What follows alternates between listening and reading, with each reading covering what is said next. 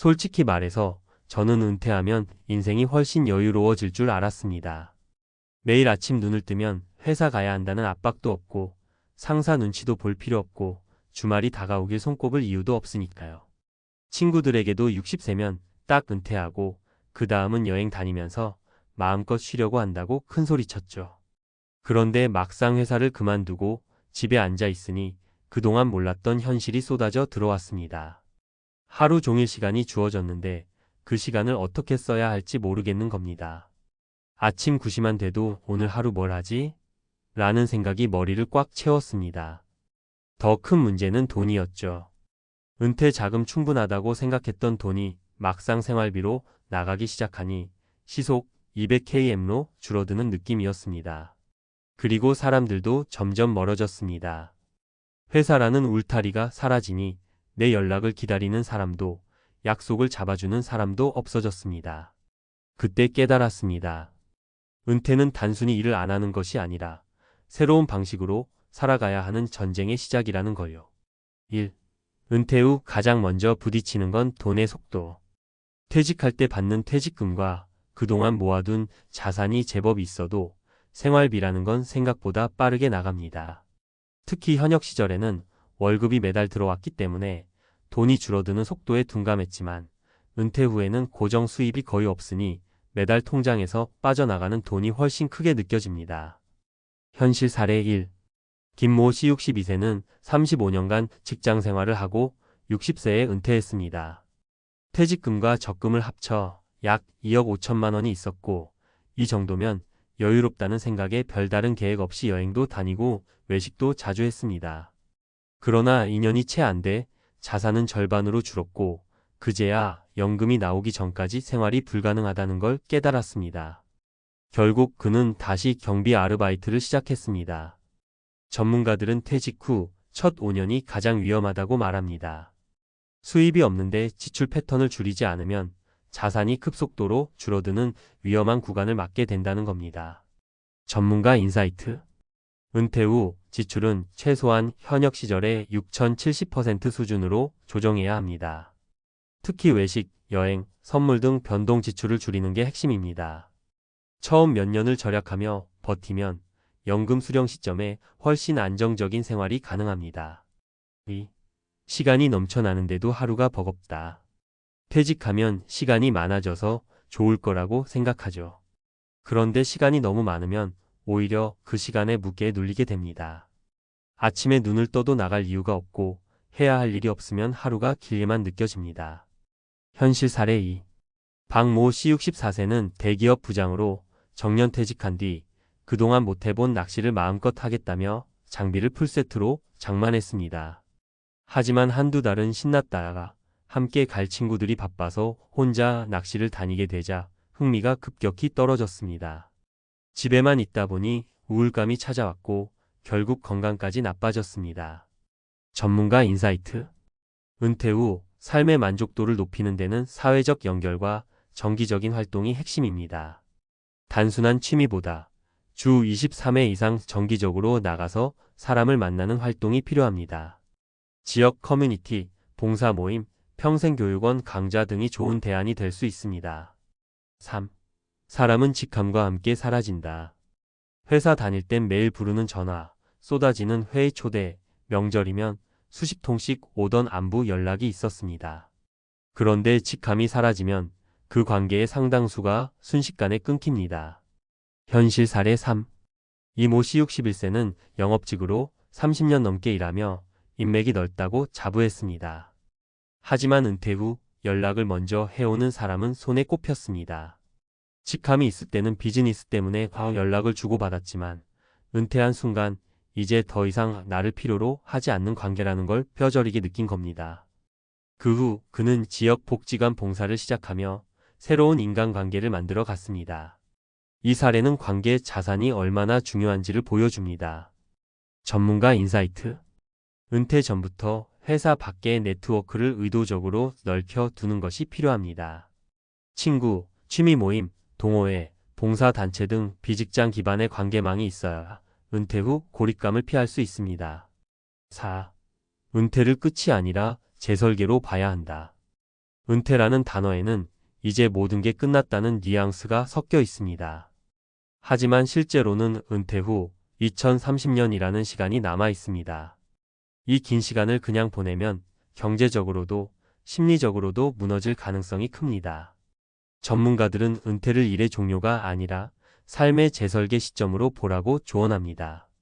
예를 들어 프리랜서로 전환하거나 파트타임으로 일하면서 수익과 사회적 연결을 유지하는 방법이 있습니다.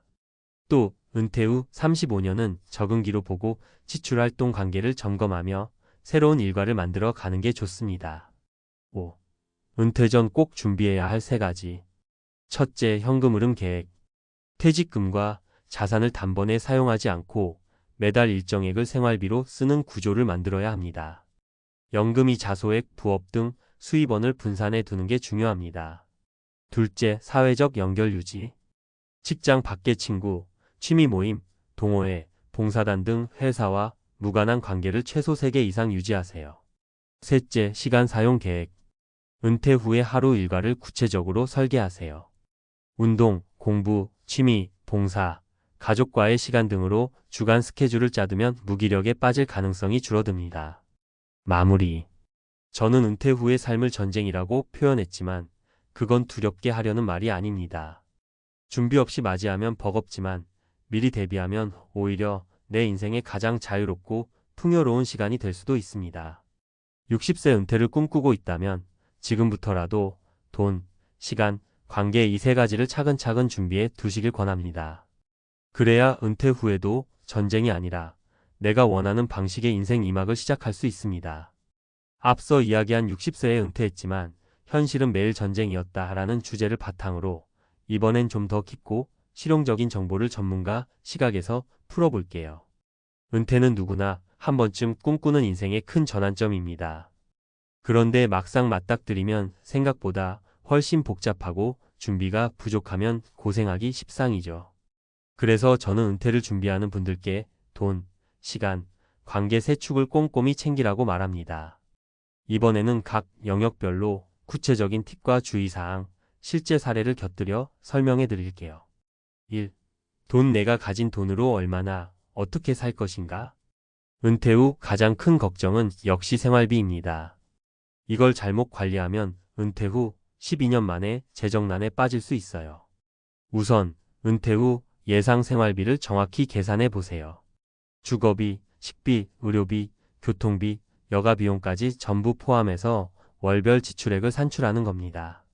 예를 들어 서울에서 1인 기준으로 살 때 월 생활비가 150만 원이라면 연간 1,800만 원 정도가 필요하겠죠? 수치로 보는 사례. 정모 씨는 60세에 은퇴해 연금 수령 전까지 5년간 생활할 돈으로 3억 원을 준비했습니다. 월 생활비는 약 150만 원으로 계산했죠. 문제는 예상보다 자주 나가는 병원비와 자녀 결혼 비용, 뜻밖의 자동차 수리비 등 돌발 지출이 많았다는 겁니다. 결국 자산이 1년 만에 20%나 줄어드는 경험을 했습니다. 팁. 은퇴 후 비상금은 최소 6개월치 생활비 이상으로 확보하세요. 변동 지출을 줄이려면 고정 지출부터 점검해 보세요. 예를 들어 월세가 부담된다면 저렴한 지역으로 이사하거나 주택연금 활용도 고려해 볼 만합니다. 의료비 증가에 대비해 건강보험의 추가 보험 가입도 검토하세요. 주의사항. 은퇴 후 수입은 없을 것이라는 전제로 재정 계획을 짜야 합니다. 부업이나 프리랜서 수입은 예측이 어렵기 때문이죠. 물가 상승률과 예상 수명도 반드시 반영해야 합니다. 요즘 평균 수명이 85세 이상이니 60세에 은퇴하면 25년 이상의 생활비를 준비해야 한다는 뜻입니다. 2. 시간은 많지만 어떻게 써야 할지 모르겠다면? 은퇴 후 시간이 넉넉하면 좋겠지만 막상 그렇게 되면 무기력감에 빠지는 경우가 많아요. 구체적 사례. 최모 씨 63세는 은퇴 후 하루 종일 TV만 봤는데 6개월 만에 허리 통증과 우울증을 겪었습니다. 이후 동네 도서관에서 자원봉사를 시작했고 하루 3시간씩 책 정리를 하면서 삶의 활력을 찾았습니다. 팁. 하루, 일주일 단위로 일과표를 짜보세요. 예를 들어 오전에는 운동, 오후에는 취미 활동, 저녁에는 가족과 대화 시간을 정하는 시기입니다. 평생교육원이나 문화센터에서 수강하는 것도 좋은 방법입니다. 신체와 두뇌를 동시에 자극해 줍니다. 목표 없는 시간은 무의미하다는 생각으로 작은 목표라도 세우고 도전하는 습관을 들이세요. 주의사항. 처음부터 무리한 계획은 독이 됩니다. 천천히 페이스 조절하면서 적응 기간을 가지세요. 외부 활동을 너무 줄이면 사회적 고립 위험이 커집니다. 특히 코로나19 같은 상황에서는 온라인 모임도 적극 활용해야 합니다. 3. 관계 사람과의 연결 고리가 끊어지면 인생이 삭막해진다. 퇴직하면 직장이라는 가장 큰 사회적 연결망이 사라지면서 고립감을 겪는 사람이 많아요. 현실 사례. 한 모 씨 65세는 직장 동료들과 거의 매일 연락하던 습관이 사라지자 외로움을 크게 느꼈습니다. 이후 근처 노인복지관에서 친구를 사귀고 주 2회 실버밴드 모임에 참여하면서 삶이 활기를 찾았습니다. 팁. 은퇴 전에 회사 밖의 취미나 봉사활동에 참여해 비직장 네트워크를 미리 만들어 두세요. 가족과의 관계도 꾸준히 관리하는 게 중요합니다. 때로는 자녀나 손주와의 교감이 큰 힘이 됩니다. 지역 커뮤니티나 온라인 동호회 활동도 소중한 연결망이 될 수 있습니다. 주의사항. 나는 혼자 잘 산다고 자부해도 인간관계가 완전히 단절되면 심리적으로 위험합니다. 새로운 관계를 만드는데 어려움을 느끼는 경우 상담 전문가나 사회복지 프로그램을 활용해 보세요. 4. 은퇴 후에도 계속 나를 업그레이드하라. 많은 전문가가 강조하는 게 은퇴 후에도 평생 학습과 자기 개발은 계속돼야 한다는 점입니다. 그게 경제적 독립뿐 아니라 정신 건강, 사회적 관계 유지에 큰 도움이 되거든요. 예를 들어 요즘은 온라인 강좌 플랫폼이 많아서 집에서도 쉽게 새로운 기술이나 지식을 배울 수 있습니다. 취미가 사진이라면 유튜브에서 무료 강좌를 보고 실력을 키우는 것도 좋고, 글쓰기에 관심 있으면 동호회에서 글쓰기 모임에 참여해도 좋습니다. 5. 조기 은퇴 vs 정년까지 일하기, 어느 쪽이 좋을까? 최근 연구에 따르면 조기 은퇴는 경제적으로 준비가 충분한 경우가 아니라면 위험이 큽니다. 수입이 끊기고 활동량이 줄면서 건강이나 심리적 문제를 겪는 사례가 많기 때문이죠. 반면 정년까지 일을 하는 경우 경제적 안정감은 물론이고 사회적 연결망 유지, 규칙적인 생활 습관이 장점입니다. 물론 직장 스트레스가 크다면 건강에 부담이 될 수 있으니 본인의 신체 정신 상태를 고려해 적절한 시점에 은퇴 계획을 세워야 합니다. 마무리. 60세에 은퇴한다는 건 결코 쉬운 일이 아닙니다. 특히 무턱대고 이제 놀고 먹겠지라고 생각하는 건 너무 위험해요. 앞서 설명한 돈, 시간, 관계 세 가지를 균형 있게 준비해야만 진짜 자유로운 은퇴 생활을 할 수 있습니다.